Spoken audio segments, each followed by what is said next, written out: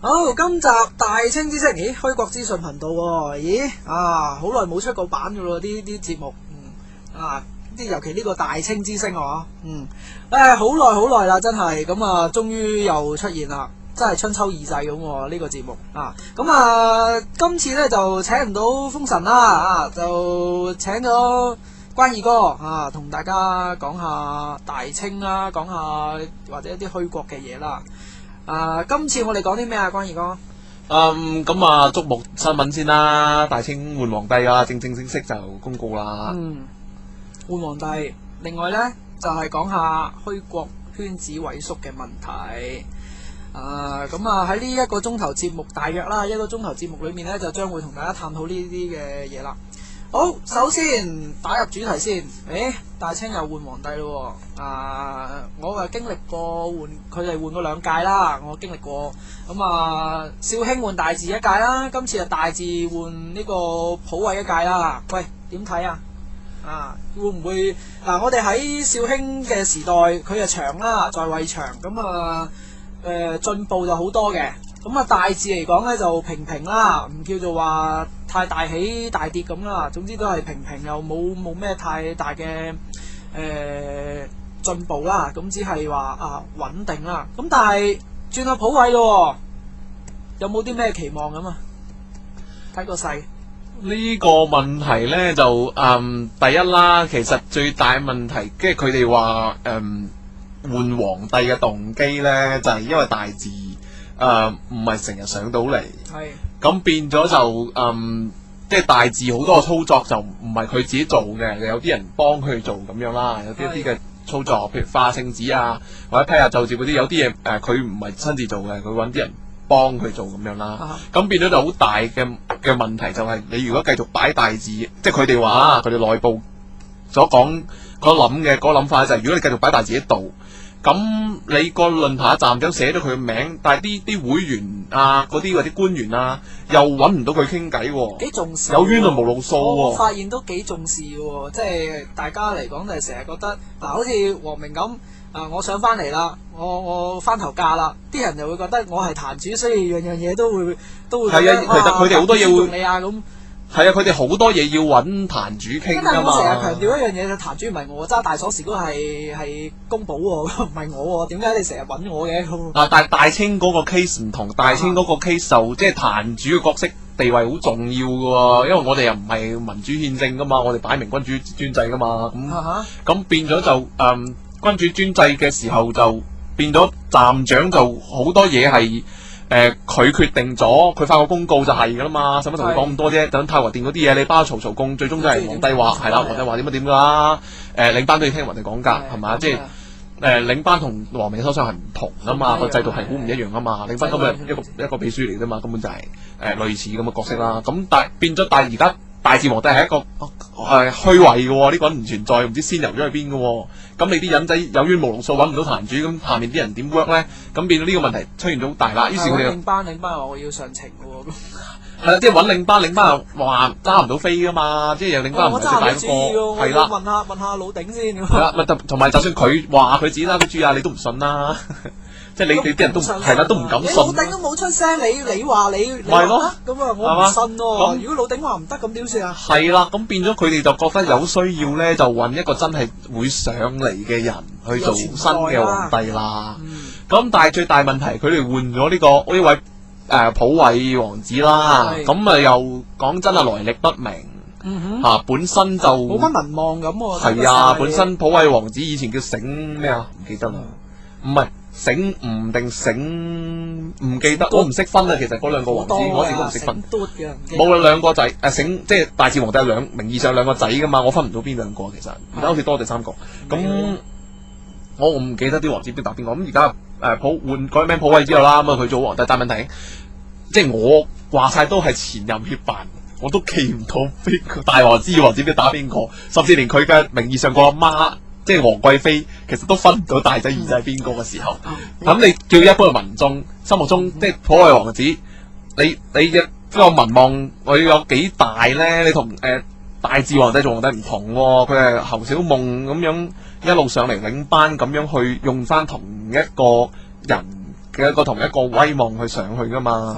咁雖然即係而家坊間盛傳，即係普惠王子就係某某高層官員啦嚇，咁但係盛傳還盛傳啫，咁你又唔係真係堂正正用翻嗰個官員嚟做，咁同埋本身即係盛傳嗰位嘅官員個威望有冇當年侯小夢咁嘅威望咧？我啊覺得好全。係啦，嗱同大家上一堂大清帝國論壇嘅課先，咁可能如果作為王明嘅聽眾，完全都啞晒啦，即係完全唔明白嚇，究竟搞緊咩啊？嗱，好似王明咁，好簡單嘅啫喎。嗱，第一代就係凌晨啦，跟住延興啦，跟住其中武宗皇帝同一個人啦，跟住就係寶永啦，又係一個實體嚟㗎，唔係虛體嚟㗎。跟住李迎熹翻頭教咯，又係一個實體啦，唔係虛體啦嚇。咁啊，但係如果係一個大清帝國論壇嘅所謂皇室關係咧，就好唔同啦啊。咁佢哋咧其實基本上就有啲類似，即係玩一個角色扮演咁嘅方法。即係例如話封即係話生幾多個仔啊，封幾多個子啊，幾個女啊，咁真係會有啲嘢存在。咁但係咧呢度呢個餡裡面究竟係咩人嚟嘅咧？係實體定虛體？虛體真係分身啦，咁就其實你會搞唔清嘅，呢個真係嘅。佢係因為佢係有啲人係實體，有啲人係虛體。有啲係虛體啦。咁但係咁講，紹興轉落大治嘅時候咧，其實兩個都係實體嚟嘅。係兩個人都係真噶嘛。大治就即大家都知係醒夢嚟嘅，醒夢就擺到明係一個實體。咁民望亦都一向都好高嘅喺嗰個時代。咁但係而家今次咧就直頭調翻轉啊，因為本身大治時代嘅皇室睇嚟嗰個民望，即係對於嗰啲王子嘅民望，其實就睇嚟唔高啊，即係個行動力唔高啊，一係好低調噶嘛，完全都唔知邊個打邊個。咁變相就係而家咁樣上位嘅時候，其實又盛傳，又話可能係某一啲高官去扮演呢個角色，去領呢個君主之位。其實如果咁睇，值唔值得要諗一諗去改變一下而家呢種咁嘅繼位模式咧？其實我覺得佢就即係佢一係做戲做全套咯，佢一係呢個新嘅身份就即係有啲新嘅 MSN 新嘅 Facebook 去 at 翻呢啲會員或者官員咯，咁你先做到個溝通效果。因為佢其中一個原因就係話，即係大治皇帝長期做唔到一啲非正式嘅溝通，只係需要一個民望高企嘅君主啫。同埋呢個君主可以即係俾你有冤有路數啊嘛，即係你官員有啲咩？某一啲低下層嘅人嘅時候，突然間走上嚟同迎熹嚴峰恰我。咁假設係啦，類似呢啲咁嘅嘢仲同佢又點咁，起碼都係啦，可以同你傾下偈啊，或者我啲基層官員，我對大清嘅發展有乜期望，我揾你傾下偈啊嘛。咁但係你而家換咗普惠出嚟，普惠又冇 Facebook 又冇 MSN 係嘛？你一係光明正大講佢就係邊位邊個高官，你 at 佢啦咁樣。其實冇問題㗎。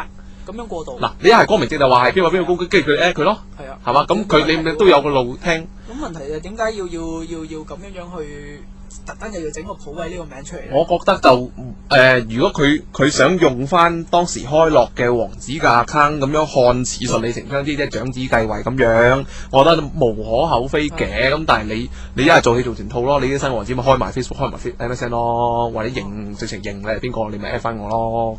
咁同埋你 at 咗佢要應先得，佢真係要開，即係做到嘢啫。佢真係要聽人意見先得㗎，即係人哋揾皇帝不外乎係督人背脊，同埋即係負面就督人背脊啦，正面就我有啲咩期望咁樣想做，同你講下啦。咁但係你真係要聽先得㗎，老細以前同醒夢講，佢真係會應你㗎嘛。你或者揾陳富川講，佢真係會應你㗎嘛。但係以前啊，我身為協辦，我揾某高官，即係盛傳嗰位某高官啦，都唔係真係好應我啫。講真，我係協辦喎，係嘛？更何況係一般新嚟嘅基層嘅會員咧，揾到佢係一個問題咧。同埋你而家仲要用一個王子嘅身份，而呢個王子唔見有 Facebook MSN 存在，咁仲大鑊，即係仲衰過大治。係嗱，當然啦，我哋而家講嘅嘢純粹推測緊嘅，就唔係代表佢哋官方立場就係事實啦，唔係。而家呢個唔係事實，只係一個傳聞啊。咁但係如果以一個真實嘅情況睇咧，就係話意思就係話而家普惠呢一個人嚟到繼位嘅時候，究竟佢嘅民望足唔足以應付到即係大清嘅國民對佢嘅期望啊？即係簡單嚟講，就係一個論壇嘅會員見到有新嘅壇主，我服唔服佢？係啦，佢民望有幾高啊？即係喺我哋心目中佢係一個咩人？似乎又喺呢一度出現咗個盲點喎。佢嘅登位嘅基礎咧，就並不是民望或者眾望所歸。故事嘅演繹。同埋係內部一啲權力嘅安排啦。劇本嘅演繹，即係話大字生九子咁啊，第幾子就成為呢個。其實佢內部有一啲權力安排過嘅，咁由於即係其他可能做嘅人選有某啲原因冇做到或者做唔嚟，咁樣於是就翻落佢家啦嚇。咁變咗咁呢個內部權力安排都不是完全不合理嘅，起碼呢位新嘅普惠會多啲上嚟啊，或者唔會無端端即係飛咗去澳大利亞咁樣，咁都唔係冇好處。但係問題佢個上場就完全唔係基於即係眾望所歸嘅，同呢個政治係嘅嗰個民望民心向背無關。佢本身喺即係如果真係余盛全所講係某高官的話，本身係民望有幾高咧，好存疑嘅。如果真係咁高，當年嗰陣就唔使下台啦，係嘛？即係衰啲，即係我衰啲講句，即係有可能係忙嘅，但係我嗰陣聽翻嚟就好似係做唔掂嘢嗰陣先下台嘅喎，某高官係嘛？咁咪變咗咪好多嘢講唔過去咯。咁同埋好啦，即係呢啲過去嘅嘢都係我哋即係攞嚟茶餘飯後吹水嘅啫。咁向前望啦，咁我當唔知以前所有嘢啦。而家真係有個新皇帝叫保惠，係啦，咁嘅狀況，你上到嚟有啲乜嘢期望咧？係啦，你係咪應該有啲嘢俾我哋睇到一新氣象咧？其實喺你嗱咁講啦，你離開協辦，即係離開呢個軍機處之前，其實即係普遍民眾對於呢個期望係點樣樣咧？其實對於大清嗱，我辭協辦之前咧，大清內部幾樣矛盾嘅。第一咧就覺得咧學術嘅氣氛唔夠，又話學術區嘅發展就唔好，又話啲新嘅人咧、新嘅官員咧又唔係好玩，又唔係好貢獻到學術嘅成就。咁我唔反對佢啲講法，咁的確曾經有一段時間學術區又好旺嘅。佢個歷史淵源基本上就係以前都係由討論中國歷史開始嘅。係啦，即係佢係以前學術文學佢嘅老本行啦。係啦，歷史同文學咧，以前都曾經有暢旺嘅時間。咁但係走下坡唔係一年即係唔係近期時間一年半載㗎啦。咁同埋呢件事係咪即係淨係新嘅人有責任咧？咁你嘈嗰啲人，你又喺邊咧？嘈嗰啲人你如果數一數呢幾個嘈得最大聲話學術區點嘅人，佢自己就唔去學術區講嘢嘅。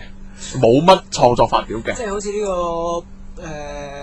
喺呢個報業界嚟講咧，新聞學上面有一樣嘢叫做問卷調查係廢的啊。原因就係通常你問佢有啲咩版你需要加強嘅時候，佢話例如佢睇開體育版嘅人，佢問你需唔需要增加咩版嘅嘢，佢話新聞啦，新聞版要加強，但係我從來都唔睇新聞版嘅，呢種矛盾咯。係啦，類似咁嘅嘢啦嚇，即係佢又調轉翻講啦。譬如有好多人話無線啲節目點樣交，點樣侮辱觀眾，但係佢睇噶嘛，佢就睇咯，意思就係咁咯，一模一樣咯。咁變咗最興就係咧，有某個人話，即係我做緊協辦兼任文學區長啦，我兼埋噶嘛。咁就我嘅文學貢獻，我唔敢話好高超同某啲人比我咧信息一籌，但我起碼識韻律啦，我識讀平水韻，我識平仄，我識作詩，我識讀唐詩啊！你知唔知啊？嗱，你批評嗰啲人啊，冚唪唥唔曉作唐詩嘅。平仄係咩都唔識啦，我識教啲人，啲台灣人講國語唔識平仄啊嘛，我都識求其教一教佢咩叫平仄啊，呢啲嘢我睇書睇翻嚟嘅啫嘛。咁但係批完嗰啲人咧又話你文學區咧成日咁一句半句話多謝發表嗰啲咧灌水廢水冇用噶，要咧文過三句，咧文學版咧回覆親咧一定要過三句評價。我心諗我好喜歡第二句多謝發表，第三句多謝支持。我最興咧就係佢又唔。做嗰個唔係佢，我係文學區區主，跟住佢而家即係話我，但係我心諗你有陣時寫啲新詩嚟，邊鬼度識欣賞啊，老細。你回應佢咪得咯？喂，我做文學區區主咧，好盡力地每個人嚟親創作，我都會應咧一兩句，大概評價啲咩。其實通常好多時都過三句嘅。咁啊有陣時辛苦起上嚟，尤其嗰排咁啱3首新詩嚟，邊得閒逐首睇，跟住俾3句佢啊，有陣時1-2句啫嘛。既然係咁，你咪回應翻佢咯，學翻頭先嗰句 Thanks for your sharing 咁咪得咯。係咪？即係喂你做，我心諗你做啊大佬，阿乜生係咪？你係咪過嚟我度問過3句啊？你又唔識，即係呢啲咁嘅狗噏得就噏嘅嘢，我覺得真係，即係你噏完叫人做，呢啲好唔負責任嘅言論。咁同埋佢嘅矛盾佬，佢自己成日呢有崇文門吹水灌水喎。即係佢批評咧新人咧係灌水打屁嚟上位嘅，佢認翻 exactly 嗰4個字灌水打屁。但係咧全大清最擅長灌水打屁嘅人咧就係佢自己咯。係咪啊？即係而家喺度看休閒區嗰位仁兄啊，即係佢喺學術區桂林，即係我哋叫做咩電子科技版啊，唔知一個月都冇就走咗啊，因為唔識做。即係佢跟住從來冇做過學術區任何嘢啦。咁有陣時會支持下捧場下我嘅活動嘅，咁都多謝佢捧場啦。咁但係你話講貢獻就真係同我比爭好遠啊嘛，我咁講係嘛？即係簡單嚟講就係真正做實事嘅時間少，但批評你嘅時間就好多，批判嘅時間就好多。係啦，有幾樣係其中一個矛盾點。係啦，有幾樣矛盾嘅思想，其實最主要係一系列嘅矛盾嚟。一方面學術發展，佢又話學術發展唔強啦，但係講嗰啲人自己又唔去發展啦。嚇，一方面咧就話虛國氣氛唔夠，帝制氣氛唔夠，話咧叫做虛國氣氛唔夠。係啦，即係佢話要大清咧要好帝制有虛擬好古代古老古色古香氣氛嘅咁樣。佢話呢啲氣氛唔夠㗎。而家咧你關二哥有開咩威廉賭博喺度賭波嚇，你又有睇咁樣嚇。因為其實唔係我第一個啦，就開酒店呢啲直情係現代嘢嚟㗎啦。咁佢又話你成日喺外城咧搞埋啲現代嘢啊、商業啊、咩街坊福利會啲咁嘅嘢，破壞我哋氣氛咁樣。咁但係咧，第一嗱最先搞呢啲嘢，嗰個肯定唔係我，邊個開王府井大家出嚟㗎啦，係嘛？邊個開報社呢啲咁嘅嘢出嚟咧？肯定又唔係我開嘅。因為最原始就係大清帝國冇帝報呢家嘢㗎，咁你如果係你出咗一份，就已經去唔翻以前嗰種。唔係咯，即係第一搞外城，成日話外城發展嗱，佢同一班批評嘅人咧，又曾經講過外城發展好重要啊，商業發展咧可以提振人氣啊，可以有啲得意特色嘅商店咧吸引啲人嚟，但係佢哋自己講嘅喎。我哋唱反調嘅。佢哋自己講嘅喎，跟住佢哋後嚟又話咧外城嗰啲商店咧就破壞咗帝國氣氛啊，唔夠古色古香咁樣。然後咧有個人咧以前叫索亞圖，咁咧我都用係啦，以前啦，佢而家都唔知去邊，去澳大利亞可能俾魚餵咗魚啦，都唔知去邊。咁啊，索亞圖咧就好執迷咧皇族呢樣嘢，佢覺得皇族身份地位啊、皇族制度好重要嘅，好隆而重之咁樣嘅。但係咧佢哋又唔中意呢個人嘅。佢哋又話咧，索亞圖咧對皇族呢樣咁執着咧，引起咗啲人對皇族不滿啊。其實唔係佢引起啊，上官奴引起噶嘛。對皇族不滿呢件事係上官奴搞風搞雨搞出嚟，唔關索亞圖事噶嘛。索亞圖你充其量可以話佢講錯說話，或者佢有啲嘢做得冇咁好，但係佢嘅方向啱嘅。你話要提振香港氣氛、帝制氣氛，佢咪同你交皇族咯？咪就係做緊呢啲咯。係啊，佢做緊嘢，而家佢正正就係你嘅傳統。係啦，佢正正就係幫緊你做嘢，做緊啲啱嘅嘢，但係你又唔中意佢。你扼殺緊佢之餘，你仲毀滅緊自己嘅傳統。係啊，跟住唔升佢幼領班噶嘛，長期啊。因為咁樣而唔升。個空缺親都唔升索亞圖啊嘛，寧願俾最 hea 最冇用嗰人都唔升索亞圖，係咪玩嘢啊？你話政治陰謀啫。係啦，即係好矛盾嘅思想，即係佢一方面又話氣氛唔夠啊，但佢又搞外城喎。但係如果咁計，其實對論壇事務冇好處喎。係啦，即係佢又話虛國氣氛唔夠，但佢又搞外城，又搞賣地，又搞商業，佢自己搞喎又係嚇。跟住佢話學術氣氛唔夠，又有啲人咁嘈㗎，跟住佢自己又唔去學術區嘅喎。嚇！佢一陣間又話咧，話乜嘢咧？新人嗰啲能力不足啊，新人嗰啲訓練不足啊，咁樣唔識大體，唔識係啦。但係佢哋自己咧就唔去接觸啲新人，又唔去教導佢哋嘅喎。教導新人工作，大家都知啦。過去1年嚟，大清都係我做㗎啦，根本教化國民其實好緊要嘅。係啊，過去1年嚟飯有新人入嚟有志做官嗰啲，90%都係經我呢個門入嚟啦。不過咁講就係佢哋可能覺得恃住自己就係唔係我打得開門做生意，自動有好多人走上嚟嘅啦，我使咩教佢咁多嘢啫？教佢咪即係教識徒弟就冇師傅，威脅自己。你教親新人嘢嗰個就係我做，但係插啲新人話你唔掂呢樣唔掂啊，冇人教佢嗰啲人啊唔掂新人嘅喎。係好正喎，又唔俾機會佢發揮啊！跟住佢哋以前咧又用佢哋以前咧有啲人同樣差唔多才能嘅人咧，做咗一啲佔據重要位置啦。佢哋又唔出聲嘅喎，即係斷乜乜啊、冷乜乜嗰啲人，其實都係嗰啲 level 嚟㗎啦。你話而家啲新人有年輕化趨勢，有啲小學雞咁樣，咁我又唔覺得冷乜乜同斷乜乜同小學雞有乜分別啦？有乜分別咧？你話啦？呢個一陣間牽涉到下一個話題啦，就係關於虛國圈子萎縮嘅問題嘅。其中一個弊病就喺呢度啦，就係喂，老實講，其實你唔係好希望有新人入嚟，你唔係好希望佢可以同化嘅咩？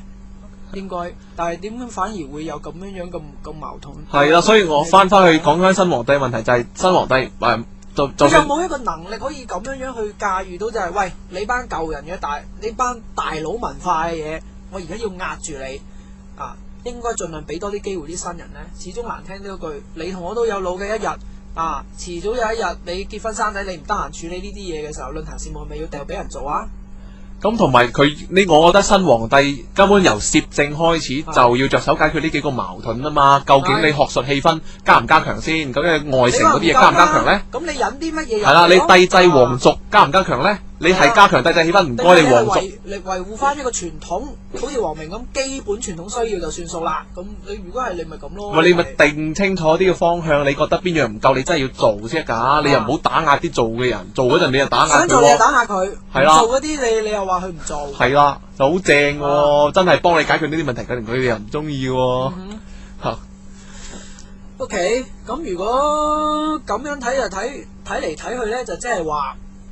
第一大矛盾點就係喺人身上啦，根本就唔出於版面啊、版區有幾多制度有咩問題啦。好，繼而啦，嗱，王明同佢又有邦交啦，咁而家搞鑊咁嘅嘢出嚟，唔係叫搞鑊咁嘅嘢出嚟啊，叫做話佢哋而家轉君主啦。咁我哋嘅立場應該又要係點咧嚇？我哋有冇自己自身嘅憂慮咧？同呢個關係？嗱，咁我以我呢個即係新任嘅皇明帝國首相嘅身份即係首先咧，新皇帝上任第一好似冇外使嚟通知我哋先啦。咁我哋如果收到啲咩登基通知，我哋咪即係我哋當然隆而重之，我哋會派人祝賀啊，或者點樣出各種嘅嘢。呢啲我哋一定會做。個問題就係而家大清帝國嘅使臣嚟到就係話，喂，我哋都個幾月啦，仲未有使領館。咪但係佢個使領館，咁佢又唔開定過俾我哋。佢究竟咁變咗就係但係個大清又唔開定過皇駐大清大使館。係咁又相對嘅。係啦，即係佢又唔開定過。但係如果禮貌上嚟講，就係好似會唔會係話，即係佢跟咗咁個零月啦呢件事情，咁會唔會因為咁佢覺得好尷尬，唔敢講住咧呢樣嘢？呢件事咁，當然上一屆政府個責任非常重、非常大啦。點解呢件事拖局因為未解決？咁但係大清嗰方面都可以諗下咯。佢嗰個禮部又講到自己禮部外交工作幾神聖、幾偉大嘅，或者外交點樣能手法即係我都唔知佢乜能手，真係佢喂你建交啊，你邀請人家有情連接啊，你都自己擺咗人有情連接先噶嘛，仲嚟講過啦呢樣嘢，呢慣例嚟噶嘛。你自己擺咗人嘅 link 先，然後要求人擺個 link 一齊互相啊嘛。咁你而家要人開大使館，你係咪應該自己開一間皇明駐大清大使館先呢？跟住再過嚟提出，你主動提出噶嘛？你想搞噶嘛？咁你又唔留間皇明駐大清大使館俾我，係嘛？咁變咗呢樣嘢，你唔可以淨係咁夾我哋嘅喎，咁變咗，我覺得同埋新皇帝登基，唔好登基啦。今日攝政王其實都已經要派人嚟通知聲啦，係嘛？未啊，都要。咁冇啊，冇消息啊。新皇帝登基都好後之後。新皇帝登基，我當佢諗緊年號，諗緊登基大典，好，你慢慢諗咯。咁你係咪應該？都唔係呢個問題啊！你年號你搞登基大會，我可以知道後期先知道。係啊，你係咪有冇人嚟通知下咧？又好似暫時未有。我變咗嗱，皇室立場。皇明皇室嘅立場就係乜都唔知，簡單嚟講，都係要自己走過隔離屋嗰度望下，裝下人哋係咪沖緊涼咁嗰啲嘅，係啦，先至知道原來你個腦唔係個腦嘅，即係你哋主人要換啊，咁即係要係啦，你係轉名啊？咦好似換咗二奶，唔係換咗老婆喎，咁個老婆靚唔靚咧？要咁樣望。大佬咁即係點樣樣咧？我哋打晒問號。我等收貼嘅，簡單啲嚟講就我準備好隨時派人過去噶啦。連阿攝政問翻我轉頭，點解我唔知嘅呢件事情？跟住我都話口硬你係攝政，我交俾你攝政1個月，你唔係嚟問我喎，應該係你嚟去問下人哋究竟發生緊咩事噶喎，大佬。我唔知啊，總之佢自稱咧外交能手，外交工作幾神聖偉大嚇，佢呢啲咁嘅少許通知嘅工作嚇，都即係寫2個字啫，有冇咁新還委佢咧咁樣？咁我啊等收貼啦，唔知收唔收到啦，可能最終收唔到都未定啊！咁到時就唔好話我關爾哥唔祝賀大清新皇帝啊！嗱，唔係我唔祝賀，你都冇通知我點去啫？係嘛？你要即係你邀請我參加登基大典，或者通報我有新軍登基，通知友邦，咁我先祝得賀你㗎，老細。咁當然啦，到目前為止好多佢嘅友邦都仲未收到相關嘅信息嘅。冇啊！咁啊變咗就我又唔覺佢籌備緊呢件事，我又好唔知點咁啦。總之就如果你話難聽咗句，我重視你嘅外交關係嘅話，咁啊真係死得人多啦嚇。立場就即係變咗就好似好俾你搞到我好搖擺不定啦。咁究竟應該行啊，定係退啊？咁定抑或係維持原狀啊？好似乜都唔知咁啊！好咁啊，新軍希望佢做得順順利利嚇，唔好做到半坑坑咁啊，又俾人踢落台啦嚇，咁啊呢個就係盈熙對佢嘅一個語重心長嘅説話啦嚇。咁啊廣告過後呢，就會繼續講下呢關於虛國圈子萎縮嘅問題，同埋我哋和明嘅新政府對於呢樣萎縮呢樣嘢究竟又會點睇呢？咁一陣翻嚟都會講下。